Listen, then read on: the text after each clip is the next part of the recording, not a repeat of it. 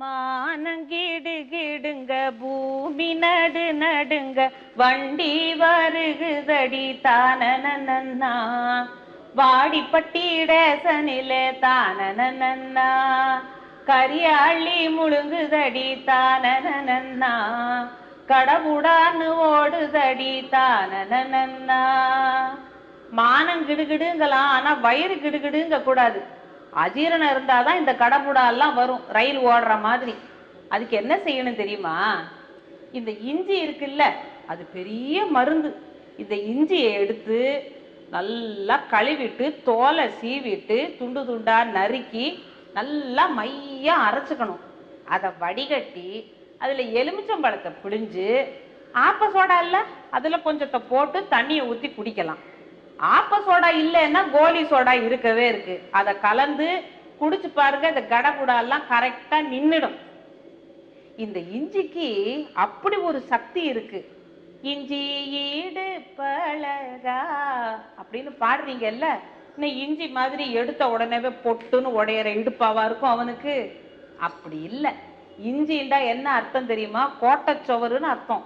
மதுளு மாதிரி அப்படி வலுவான இடுப்பு புருஷனுக்கு இருக்கணும்னு தானே ஒத்தொத்தையும் நினைப்பா. அப்ப அவ என்ன செய்யணும்? தினம் சமையல்ல இஞ்சியை சேர்த்துக்கிடணும். இஞ்சி இல்லாம கஞ்சி குடிக்கிறது இல்லைங்கிறத ஒரு வீட்லயும் நீங்க நினைச்சு பார்த்தீங்கன்னா இஞ்சி அப்பேற்பட்ட மருந்துங்கிறத நீங்களே புரிஞ்சுக்கிடுவீங்க. சரி, இன்னைக்கு இந்த இஞ்சியை வச்சு நான் என்ன சொல்ல போறேன்னு பாக்குறீங்களா? அருமையான மோர் செய்ய சொல்லி தரேன். அதுக்கு என்ன வேணும்? இஞ்சி,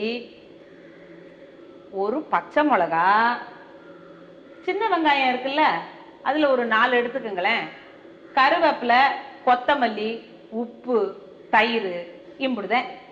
இப்ப இந்த இஞ்சிய நல்லா கழுவி தோலை சீவி துண்டு துண்டா நறுக்கி உங்க வீட்டுலதான் மிக்ஸி வச்சிருப்பீங்கல்ல அதுல போடுங்க.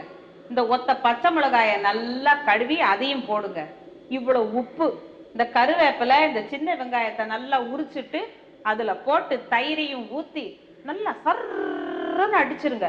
அடிச்சுட்டு வடிகட்டிட்டு அதுல வேணுங்கிற அளவுக்கு தண்ணியை ஊத்தி குடிச்சு பாருங்களேன். அப்புறம் எதுக்கு இந்த டப்சி கோக்கு மூக்கு எல்லாம் ஒன்னும் கேட்க மாட்டீங்க. ஒன்சு மோருன்னு இந்த மோரத்தையும் குடிப்பீங்க. உடம்புக்கும் நல்லது, எத்தனை மோர் குடிச்சாலும் நல்லது. சும்மா கடந்த கோழி குஞ்சுக்கு சோத்த போடுவானே, அது கொண்டைய ஆட்டிக்கிட்டு கொத்த வருவானே. நம்ம நீலா கதை அப்படித்தான் ஆயிப்போச்சு. 2 புட்டா மாவு வாங்கினா 1 பகுடர் ஃப்ரீன்னு சொன்னானா. இவ போய் வாங்கிட்டு வந்துட்டு பிள்ளைக்கு பூசி விட்டுட்டா. அவன் என்ன பகுடரை கொடுத்தானோ பிள்ளைக்கு உடம்பு பூரா கரப்பா மாதிரி செக்க செவேலு செவந்து படபடையா போயிருச்சு. இப்ப எடுத்துக்கிட்டு ஓடி வரா என்கிட்ட. என்னடி செஞ்சேன்னு கேட்டேன். பகுடரு பூசினேன்னா. என்ன பகுடரு? என்ன பகுடரோ கொடுத்தா 3 வாங்கிட்டு வந்தேன் வீட்டுக்குன்றா. புள்ள உடம்ப பார்த்தா அப்படி தடிச்சு போய் கிடந்தது. அதுக்கு ஒரு வைத்தியம் சொன்னேன். நாட்டு மருந்து கடைக்கு போய் கோவக்கிழங்குன்னு கேளு, அவன் கொடுப்பான். அதை வாங்கிட்டு வந்து நல்லா இந்த மாதிரி கல்லுல வச்சு மையா அரைச்சிட்டு அதுல ஒரு கொட்டைப்பாக்களவு எடுத்து பசும்பால்ல கலந்து பிள்ளைக்கு கொடு, சரியா போகும்னு. நல்ல வேலை, நான் சொன்ன உடனே அப்பதான் உடனே ஓடிடுறேன்னு சொன்னா. சிலதுக்கு காதுல வாங்கிக்கிட்டு செய்யாம விட்டுவிடுங்க. அந்த மாதிரி இல்லை, இப்ப புள்ள நல்லா ஆயிடுச்சுன்னு சொன்னாங்க.